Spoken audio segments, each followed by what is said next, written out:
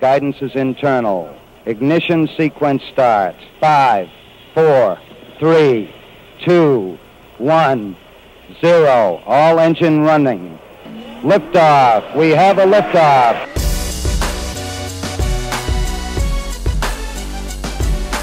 Permission to board. Permission to come aboard. Permission to board. Permission to bring me aboard. Permission to come aboard. Welcome to the Permission Granted podcast. Here's DA.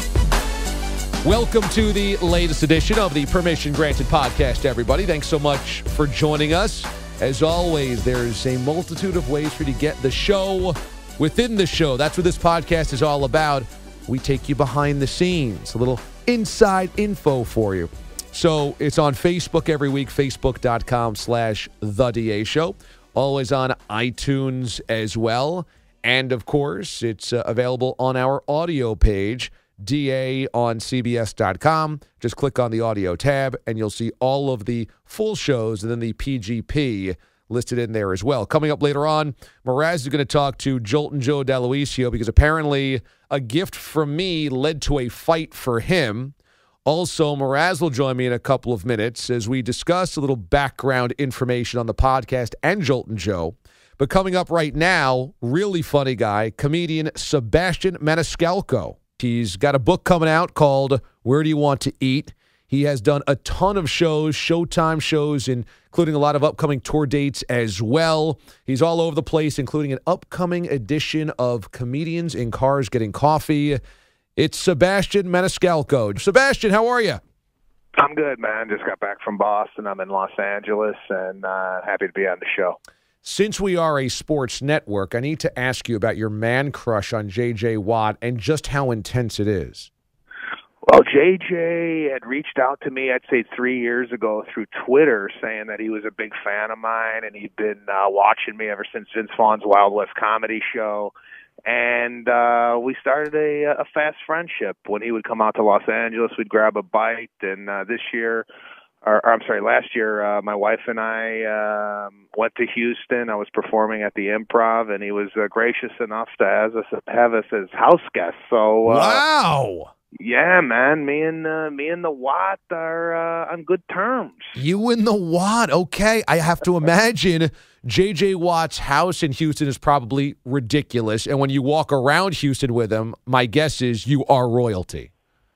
Oh man, this is like walking around with I would imagine the President of the United States. I mean, we walked in the barbecue joints, and it was the red carpet from wall to wall. He was a gracious host, and his house is beautiful. He's got these inspirational sayings all over his house. So being there, it's like you feel like, man, I really got to kick it in gear here. This guy is he's amazing. He's just like the ultimate man, and he's a great guy. Yeah, he's kind of like a modern Paul Bunyan or something, like larger than life. You feel like if he just wants a steak, he goes outside and kills the cow himself. You definitely got to be on your game at that point. Yeah, no, he is. He's a good guy, and I'm sorry that they didn't go further in the playoffs. But yeah, just a great individual. This is cool that you're going to be appearing on Comedians in Cars Getting Coffee, of course, Jerry Seinfeld's project, and it is such an interesting show. What is it like doing that show? Well, for me, growing up with Jerry Seinfeld, watching him on TV, a huge fan of his stand-up comedy, and now all of a sudden I'm doing a show with him in a car, getting a cup of coffee, going out for some Italian wine. It's the first time he took any comedian to go out and get an alcoholic beverage. So I was flabbergasted. This is a guy that I looked up to my whole life, and here I am in a car with him getting a cup of coffee. So it was great. We had a great time. It airs January 27th, and I'm going to be opening up for him at the Beacon Theater the week that I'm there doing my special. So yeah, we've also developed a fast friendship, and it's a great guy to kind of bounce things off of because he's been through it all. What was it about Jerry's act or his sense of timing or humor or whatever that had you looking up to him when you were a young comedian? First of all, it was clean, observational. He talked about stuff that I could relate to, that I saw, and I've always been a fan of comedians like that. Brian Regan's another a big one that I really like enjoying. So when I watch him, I'd say, oh yeah, that's something I'd seen, or that's something I've done, and just the amount of time and the amount of just the work ethic alone that he does with his stand-up is inspiring. So I've just always been a fan of just how he carried himself, always well-dressed, always, on his game. He just felt like the guy was just polished. It's easy to get a laugh when you drop an F-bomb. It's easy to get a laugh when you work a little blue. So is it harder, though? Is it harder for you to do stuff and make sure it's family-friendly and clean? Listen, there's going to be an F-bomb in my act every once in a while, but they're strategically placed, and I think it adds to the joke. If you tend to overuse it, it's a distraction, and people concentrate on it. So my act is family friendly, but every once in a while I got to throw it in just to give it a little pop, and I think it's deserving. But I keep it pretty clean. It's observational material. It's relationship stuff. A lot of my material has to do with my Italian immigrant father growing up in this household with my father, who brought all those old world values and from Sicily, and so people could relate, whether you're Italian, Spanish, Greek, Portuguese. If you have a father from the old country, there's a specific way they bring you up, and it's unlike any other upbringing. No doubt about it. I could only imagine. Sebastien Maniscalco joins us here on the show. So what's the biggest difference that you had versus maybe some of your friends, where you go over your friend's house and you're like, that's not how it is at my house? Well, for one, it was food. I mean, I grew up with food every 2 feet. You bump into a plate of something. I had a grandmother who lived in the basement just cranking out lasagna trays. Nice. On a Tuesday afternoon, at 1:30, a whole fish would come up from the basement for no reason.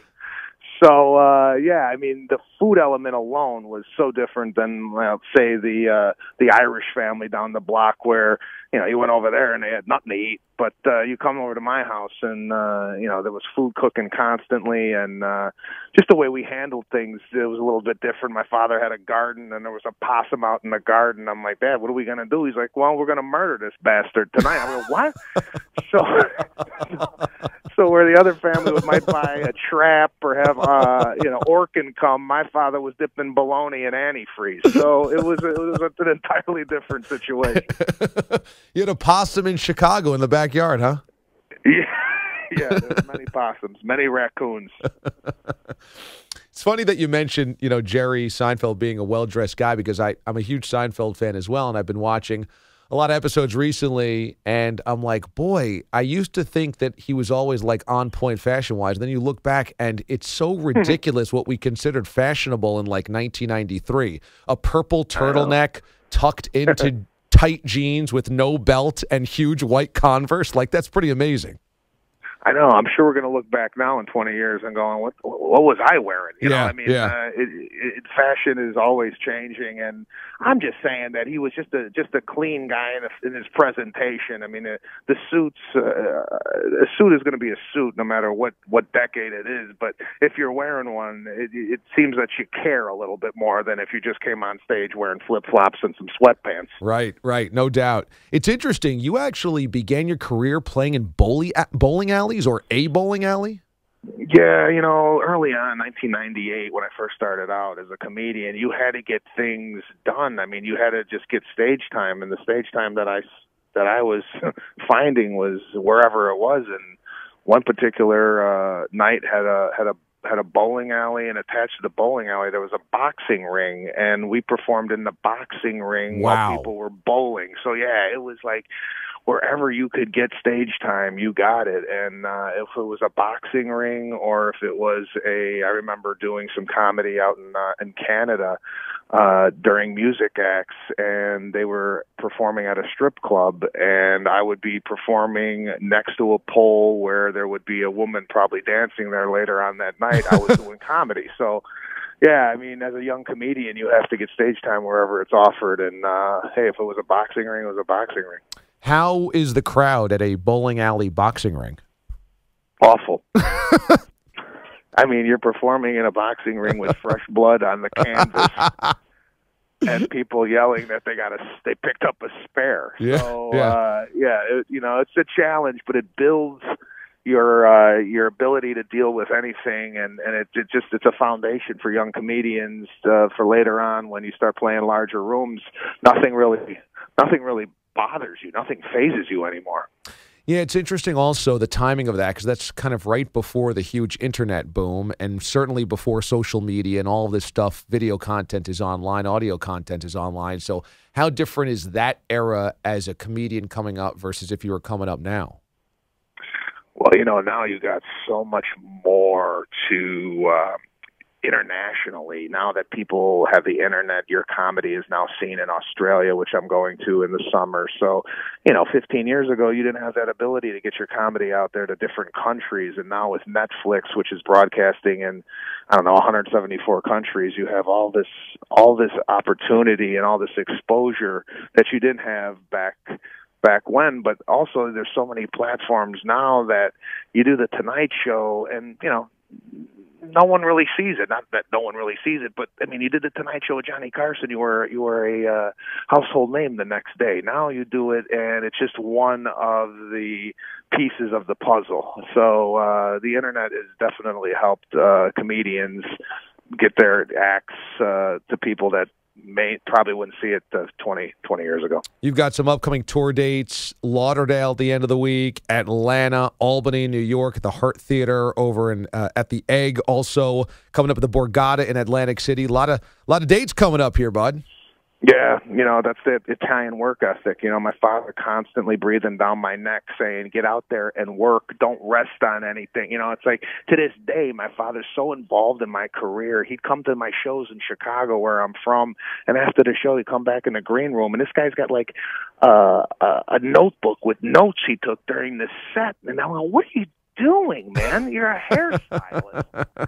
So, yeah, I'm not a stranger to work, so I love going to all these cities and making people laugh. Once again, Lauderdale, Atlanta, Albany, Atlantic City at the Borgata in San Francisco coming up in March, Grand Rapids, Michigan, the Fountain Street Church coming up on March the 17th. So all you guys listening out there, that's where Sebastian's coming through. Also, check out his website online because it's got everything, and that's SebastianLive.com. And on Twitter, hit him up as well. That's at Sebastien Comedy. He's got everything there, which is awesome.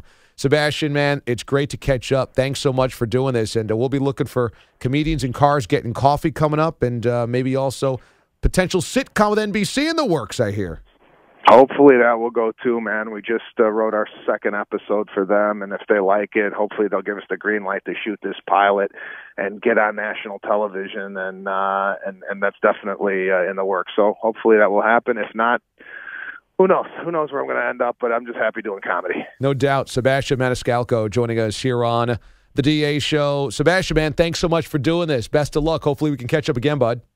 You got it. Have a great new year, and I'll see you around. You too, man. All right, Mraz joins me now. And Mraz, very interesting that we had Sebastien Maniscalco here on the PGP this week, and he talked about having a couple of parents that were immigrants from Italy, right? Exactly. Just like our own Jolton Joe D'Aloisio. Yes. As a matter of fact, Jolton Joe D'Aloisio. Yeah. I don't know why I'm stumbling over. Well, it's an early Monday for you. You're not quite into the midweek stuff. Exactly. Yet. It's a tongue twister. Came into me while you were recording with Sebastien, and he's like, yeah, Sebastian's kind of funny, but, I mean, stop it. Everybody knows, I come from the Italian household. There was like a little jealousy out of him that this guy was funnier than him. So remember how we were talking last week about how Jolton Joe didn't have a good week, that we had kind of made him uncomfortable and awkward when you and I fought? Yes, exactly. And our fight was really just kind of an argument and just, playfully, but in some ways seriously, just going back at one another, just as a normal, battling over show stuff, which happens all the time. And he was scarred. Very scarred. You got out of here on Friday night. I was ready to get out of here. And I was like, Joe, how long are you going to be? And he's like, I'm probably going to be here for another half hour. So I said, well, you know what? After a long week, you want to go out for a beer?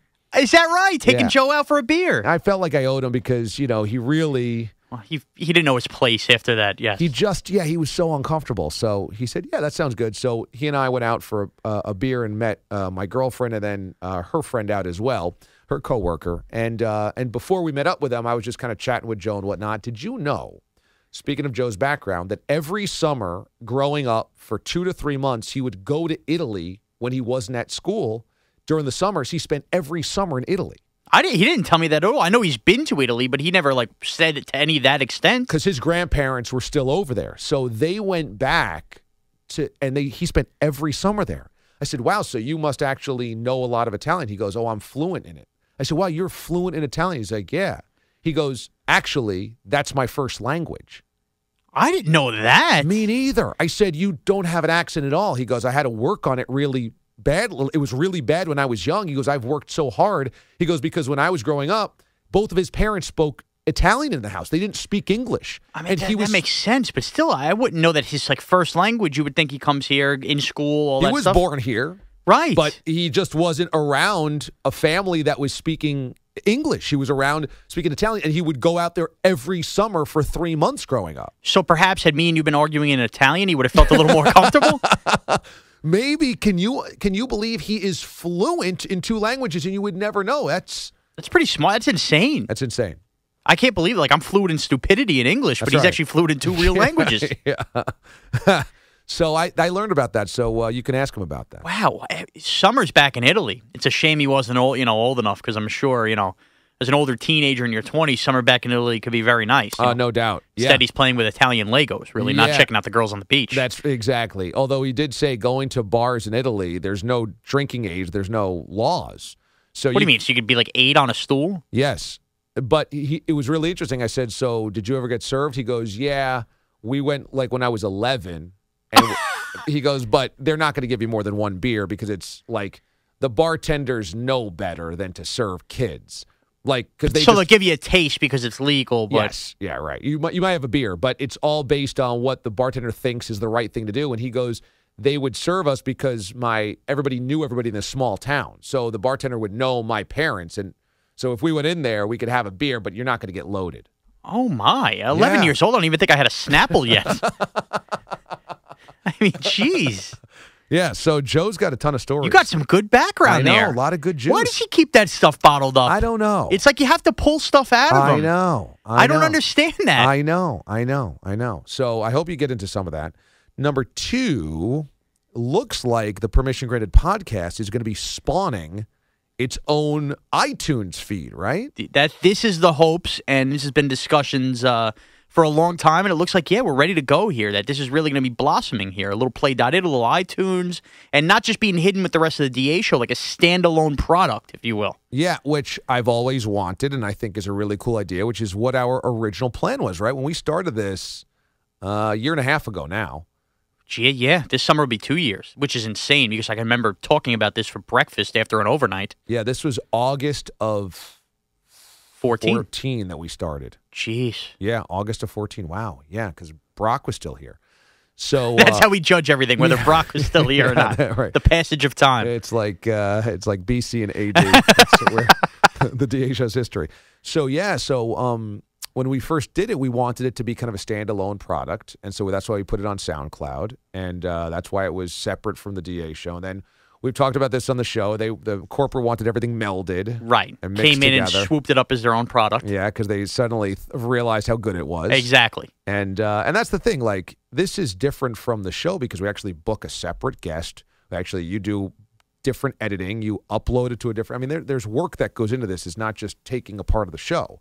So I guess they finally realized this is a good piece of product that we're creating. And they can, let's be honest, they can monetize off. They can monetize, right? It's all about the money, DA. That's right. Money. That's exactly right. I heard that drop in a while. So we took pictures last week, right? Yes, because the whole game is for the Play.it for the iTunes. They want a logo like some of these other shows across the country have, and basically, a logo is that there's pictures of everybody, kind of together. So we wanted to do that. Exactly, with a little graphic. So we wanted to do the same. And, we tried to be a little witty, a little funny, if you will. Right. You're eating a Twix. Right. I'm reading a book. Exactly. Ironic, if you will. Ha ha hoo hoo. It is a ha ha hoo hoo And moment. we had, it took forever to shoot that, though. We had to take how many pictures? 30? A lot of pictures. Lighting's not great around here. So Ward has a coffee cup in front of his face in one. I don't know if they'll use that.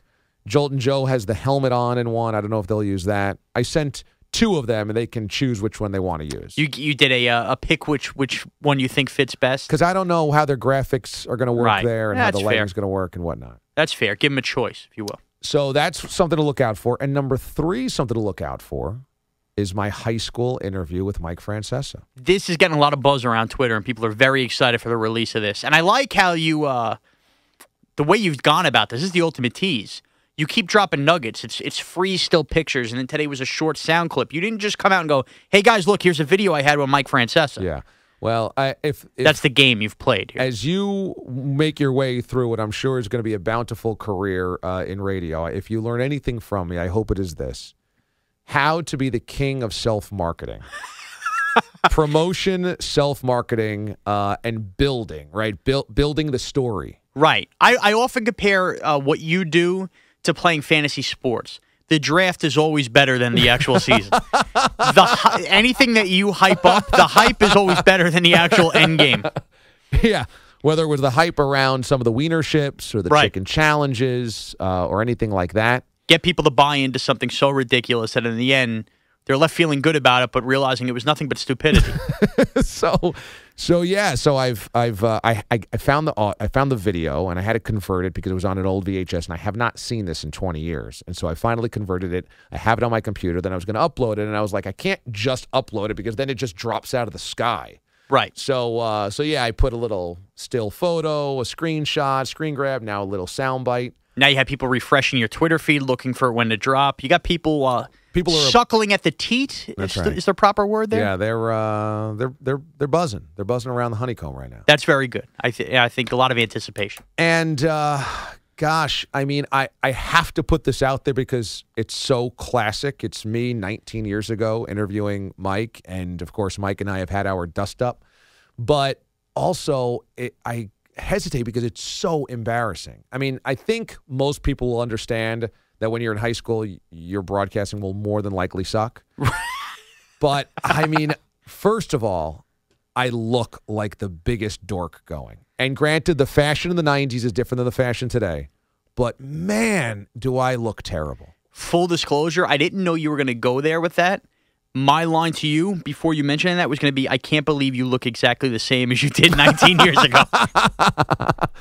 Well, yeah, I think the only thing that's changed is my... Have you eaten a meal in 19 years? The only thing that's changed is my fashion and my hair. Right. The hair has always been thick Italian hair that's kind of done what it wanted to do. So it's hard to tame. In that picture, I've got bangs coming down. It looks like just a little bit of gel. It's a mess. Number 2, I guess in the 90s, fashion was oversized, at least by the late 90s. So you probably had like Jenko jeans and oversized shirts. Of course. I still have a few. Yeah, and so my button down has got to be 2 sizes too big. I don't know why we did that. I don't know. Like baggy was in. So I think partially baggy is in. I think partially the only time anybody that I would shop for good clothes I didn't ever wanted to is I would just ask my dad, like, can you buy me a button down? Right. And I think he bought me clothes thinking I was his size. So I think that all my suit jackets at the time or my button downs or my ties are based on what my dad would have worn. Right, because he didn't know any better. No, so he's buying like an XL because he's an XL and I'm probably a medium. So, I mean, it's a hot mess. And I've got now I've gone through this footage and I've got Mike's interview that I'll post here tomorrow, actually. That'll be Tuesday of this week. I have an interview with Mad Dog, Chris Russo. That I'm actually really excited for as well. I've got an interview with the Schmooze, Steve Summers. And then I've got interviews with just like random athletes and coaches in the neighborhood. For those that don't know, this was a communications project for my high school. We were in communications class in my senior year. The thing was to make your own television show with like other kids in the class. So we split up into groups of 4. And so me and 3 buddies of mine that were into sports did like a sports talk show. So we interviewed a couple of people from WFAN, interviewed the New Jersey Nets at the time, John Calipari. Is that John Calipari was the coach when he did that? Yeah. I got Cal, It was right after the giant trade that he pulled off to totally revamp the team. I interviewed. Was that the Chris Gatling? Chris Gatling, I interview. Sam Cassell. Oh, my. Kendall Gill. And Kerry Kittles. And Joe Klein. Joe Klein. And there's video of you talking to Cal? Yeah. Yeah. You got to do these like once a week. This has to be like a thing, like, looking back at, you can't drop these all at once. Cal's a good one, man. Yeah, Cal's a really good I one. didn't realize that's a really good one. That might be like Mike Francesa-esque to get a look at Cal and you back then. Yeah, I think so. I think that'll be maybe the next one that I drop. And then I interviewed like Matt Franco at the Mets game. Great pinch hitter. Yeah, and I asked him how things were different under Bobby Valentine. That was Valentine's first year. And now you've grown to hate Bobby Valentine. Yes. It's amazing that arc that's gone on. Yeah, and he goes, well, I don't know. I wasn't here last year. Oh. See, now if that happened today, you'd be looking at me and Ward on the other side of the glass going, you guys didn't help me out there. Yeah. Leaving me out to dry. So there's a couple of Jets I really haven't heard of. Roger Duffy, a center for the Jets. Sounds like he had a long and prestigious career. I think he had like a 6 or 7 year career. That's solid. He's not Johnny Anonymous, is he? No. Scott Gregg, offensive lineman Giants. Was a big Scott Gregg fan. Were you? I like Scott Gregg. He's tough in the trenches. And who's the Cobb on the Packers now? Randall Cobb. Okay, so I interviewed Reggie Cobb. Boy, you didn't want to get that? Just corn on? Yeah, because I'm going to get them always mixed up now. That's fair. Because I haven't thought about Reggie Cobb in 1,000 years. And now all you hear is Randall Cobb. So, but now I've been watching Reggie Cobb footage. And I think I have to write these guys some types of letters or emails just thanking them because they were so patient with how tedious these interviews are. Guys like Scott Gregg, Reggie Cobb, you should write the letters, see if there's any way we can get them back on the show after football season, kind of fill a little bit of a void there. Where, we look for extra guest ideas and do kind of like flashback, maybe turn them into Flashback Fridays. Yeah. And we'll play a little of footage, the audio of the interview you had back then and get into an interview and kind of reminisce a little bit. So, Mraz, this will take me to my final point here, and I don't want to absorb or monopolize too much of you and Jolt and Joe's time, but I was thinking about this before, during the weekend, and now you just hammered it home again. I think this is a really good start of the year for your ideas. Boy. You've had 3 or 4 really good ideas. I don't know what's going on. I started taking vitamins. Yeah? Maybe Brain that's food? it. Yeah, like Danielle bought me vitamins. Just start taking these. They'll give you a little more energy and stuff like that. Yeah. I do find myself to have more energy. I don't know if they're making me smarter. Your idea about me riding the bike in Kansas City to Mets Royals was pretty much the smartest idea I've ever heard you have. Yeah, and that really came off the cuff. I was just trying to think of when it would work out. This idea is a really good one to have these guys back on the show. The Festivus idea. To air the grievances right before the end of the year. A really smart idea. You had a couple others, and this is in like a 4-week period here. Listen, I cannot stress enough. Don't overhype and don't buy in too much. Because it's a drought right around the corner, and I know it. I know me. It's one of those superstition things. Just don't even mention it. Let's just keep it rolling. It's like a no-hitter. Right. If you think it, that's great. I want you to think highly of me, but please don't put any more pressure on me. I don't know, Mraz. Remember when you said new year, new you? Yes. Maybe this is it. Maybe you're becoming an ideas guy. I've already had 2 slices of pizza today, though. I don't know if it's a new year, new me. But you ignored the pizza on Friday, so that was a win. That was a win. But if I parlay it to Monday, am I just delaying the inevitable? What was it, Ack Pizza? Today? No. Yeah. It was pizza that apparently Boomer and Carter have had sitting around here since about... Oh, really? Yeah, it was morning pizza. It was very cold when I ate it. Okay. Any toppings? No, I went plain. Actually, it was like a Brooklyn.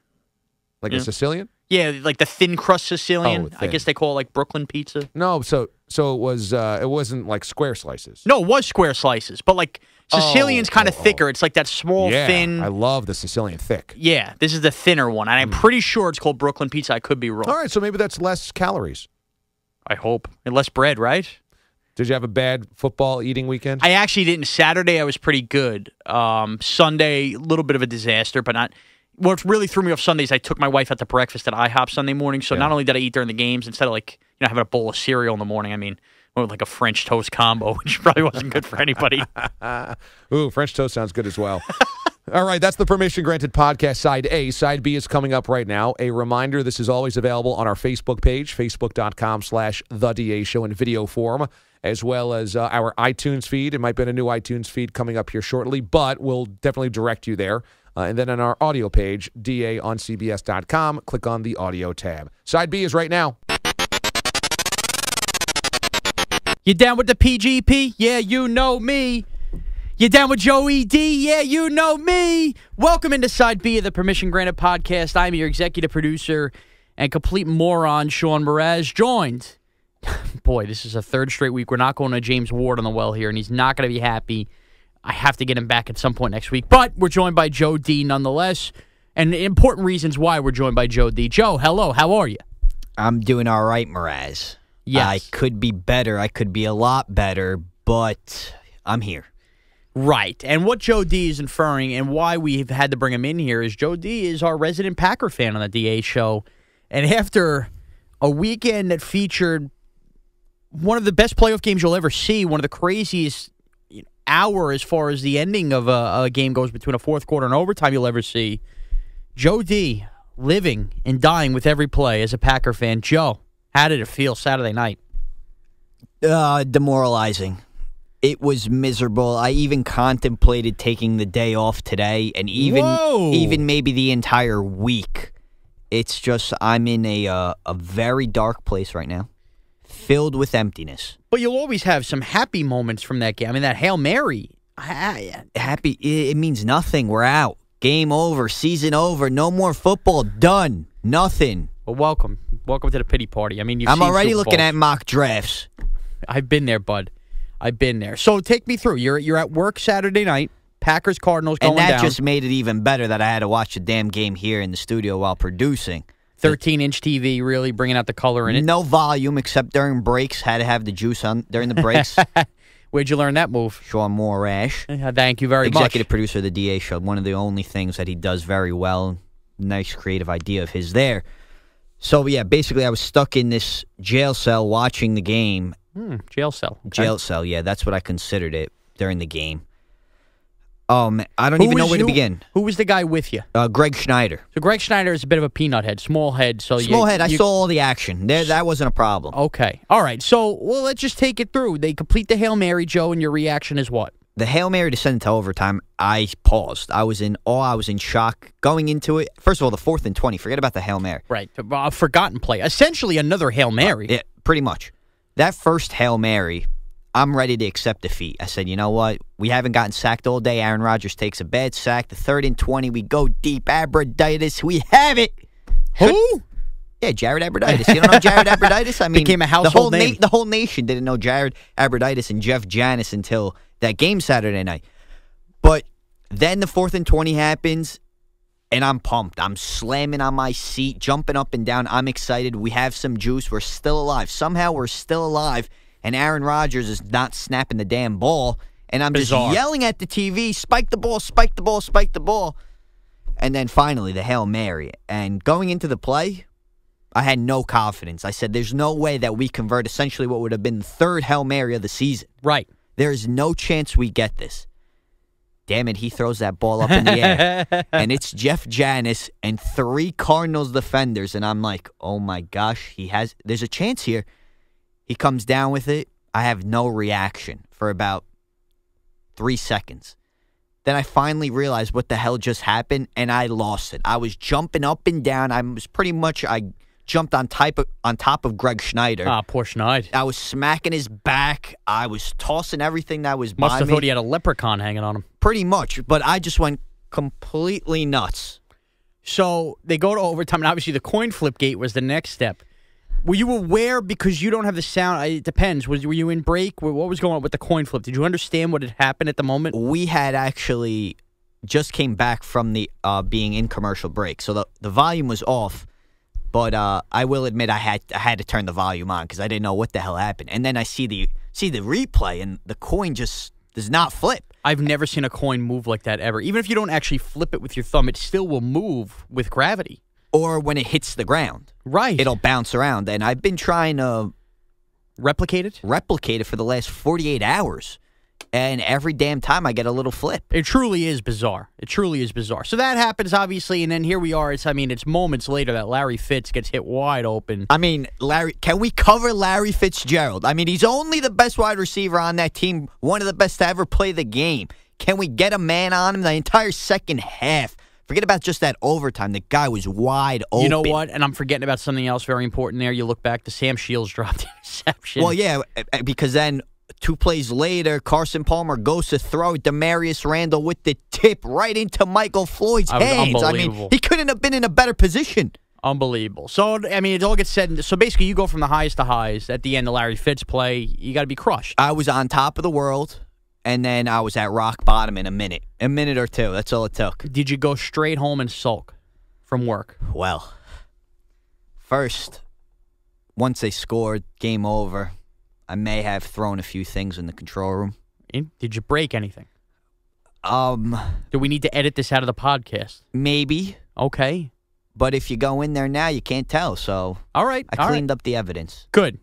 Probably shouldn't have admitted this on the PGP. We've done right? much worse with the chicken challenge and wienership, I'm sure. Okay, so I think I'm safe. All right. So anyway, during the entire game, a friend of mine was texting me, who knows I'm a big Packer fan. Yeah. So she She knew that I was pumped, excited during that Hail Mary. Okay. Then the Packers lose, and she waits a little bit to text me and then realizes that I'm in a real dark place, like I said earlier, that I'm upset, and I pretty much tell her all I want to do is go home and drink myself to sleep. Right, and? Did you? Instead of doing that, she said, why don't you meet me at a bar? All right, so you had a little lady friend hang out with you. So I decided to go pick up a buddy of mine. Mind you, I get out of work at midnight Eastern time. Right. So, and I don't live that close to the city. I am young, though, so, you know. But here's the thing. A lot of other cities where listeners might be listening to us, their last call would be about 2 a.m. In New York, it's 4 or 5 a.m. Exactly. So where we were, it was at 4 a.m. So I get to the bar at around 1 o'clock. Still 3 solid hours of drinking time. 3 solid hours, but I can't drink too much because I have the car. Okay. So you're going to be responsible. I'm going to be responsible just to drink. Okay. Be safe. So it ends up being a very interesting night. To say the least. Girl's into you, trying to comfort you? Yeah, she's into me. She's hanging on to my arm a lot. You know, she's like whispering things in my ear. I mean, it was going smooth. Okay. It was going smooth. It finally gets to about 3:45.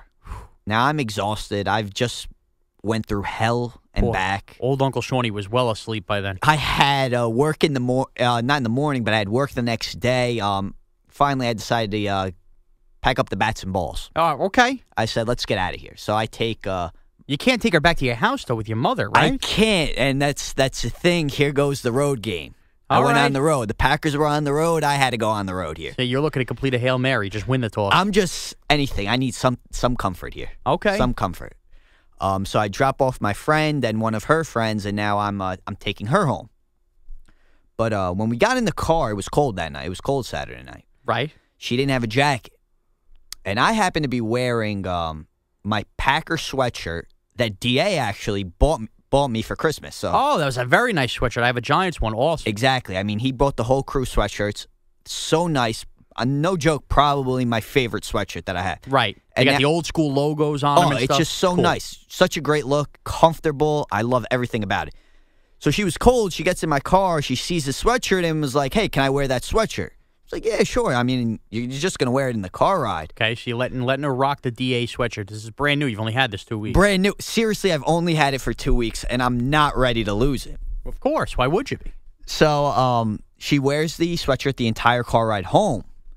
And then when I finally get to her house, and we're hanging out, and she's about to leave my car with the sweatshirt still on. And she says bye to me, and I'm like, what are you doing? And she was a little confused, taken back. Well, what do you mean, what am I doing? I said, you can't take that sweatshirt with you. And this pretty much led into a big argument.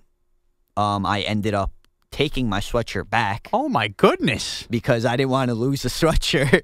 And I got the car slammed, the car door slammed right in my face. Well, hold on here. Were you being invited in for any overtime? No overtime because she lives with her parents, too. So whatever field of game had to be taken care of got taken care of in the car already. Kind of in the driveway, yeah. Okay, but bottom We line were tossing the pigskin in the driveway. bottom line is this, though. She's never going to call you again because she's thinking almost like a Derek Jeter signed baseball that her reward is she's going to take your Packers sweatshirt on this night. And you said absolutely not, sweetheart. I said there's no chance. There was a better shot of her taking everything I had in my wallet than my Packers sweatshirt. Do you regret the move 2 days later? No, I don't. I'm glad I was able to keep that sweatshirt because you know how it is when you give away clothes like that, especially sweatshirts. And that's one thing I've noticed with females. I mean, I get a sweatshirt, they get it, they say they give it back. You never get it back. And I love this sweatshirt. So you took a stand for the sweatshirt that DA got you for Christmas and gave up potentially having fun with this woman again at a later date. Potentially going into overtime and advancing into the playoffs, I decided the sweatshirt meant more. Wow. So there you have it. Joe D's first ever Christmas gift from DA. He is selected to keep over hanging out with a woman who basically her father would not be proud of Joe in the driveway of his own house. I had to shut the lights. I think I shut the car, too. No idling, I hope. No idling. I need to get tints. I had this conversation with my brother. I said, damn, man, I need to move out. And he goes, you should really invest in tinted windows. And you know what? I think he's right. Well, all right, Joe. I don't really know what else to say. The Packers lost, but you won and then may have lost again. You know what? I think I lost, too. All right, well. And to make things worse, after I got home, I realized what I did. I just took out the fireball that I had in the underwear drawer with the prophylactics and went right to bed. That's a hell of a Saturday night, Sunday morning. Well, most people would wake up and go get egg sandwiches. You, not so much. Took the fireball right to the face. 855-212-4227. All right, that's going to wrap it up for the Permission Granted podcast. Joe D, thank you for that tale. Very fascinating. Anytime. And sorry about your Packers. Yeah, it's been rough, but thank you. I'll see you on draft day. That's going to wrap it for the Permission Granted podcast. I can't believe I'm going to say this. Enjoy Championship Sunday.